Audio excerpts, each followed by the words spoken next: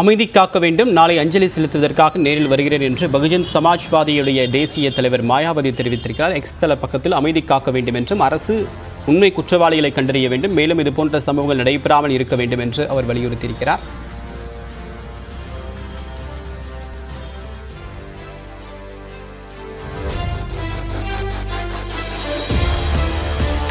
தற்போது மேலும் ஒரு அண்மை செய்தியை பார்த்துக் கொண்டிருக்கிறோம். பகுஜன் சமாஜ்வாதி கட்சியுடைய மாநில தலைவர் ஆம்ஸ்ட்ராங் கொல்லப்பட்டது அதிர்ச்சி அளிப்பதாக காங்கிரஸ் கட்சியுடைய எம்பி ராகுல் காந்தி தெரிவித்திருக்கிறார்.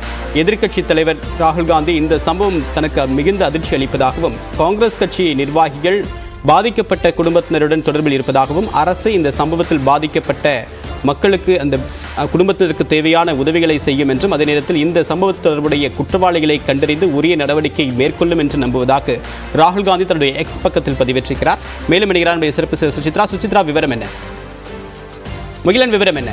ஆம்ஸ்ட்ராங் பகுஜன் சமாஜ் மாநில தலைவர் ஆம்ஸ்ட்ராங் கொல்லப்பட்டது மிகுந்த அதிர்ச்சி அளிப்பதாக தற்போது ராகுல் காந்தி தனது எக்ஸ் வலைதளத்தில் பதிவு செய்திருக்கிறார். அதே போல தமிழக அரசு இந்த குற்றவாளிகளுக்கு உடனடியாக தண்டனை வாங்கி கொடுக்கும் என்ற நம்பிக்கை தனக்கு இருப்பதாகவும் அவர் அந்த எக்ஸ் தள பதிவில் குறிப்பிட்டிருக்கிறார். அதே போல தமிழக காங்கிரசினர் இந்த கொல்லப்பட்ட ஆம்ஸ்ட்ராங் குடும்பத்தினரிடம் தொடர்பில் இருப்பதாகவும், அவர்களுக்கு என்ன உதவி வேண்டுமானாலும் அது தமிழக காங்கிரசினர் செய்து கொடுப்பார்கள் என்றும் அவர் தனது எக்ஸ் தளத்தில் பதிவு செய்திருக்கிறார். தேவா, தகவலுக்கு நன்றி முகிலன்.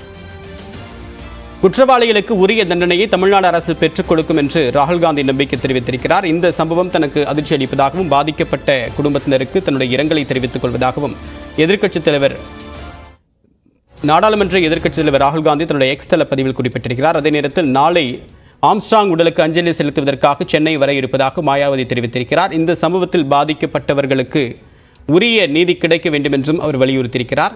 இந்த நேரலையின் காரணமாக தொடர்ந்து அந்த ராஜீவ்காந்தி மருத்துவமனை பக்கத்தில் தற்போது தொடர்ந்து போராட்டம் என்பது நடைபெற்று வருகிறது. நேரலையில் பார்த்து வருகிறோம். தொடர்ந்து பார்க்கலாம் ஒரு சிறு இடைவேளைக்கு பிறகு.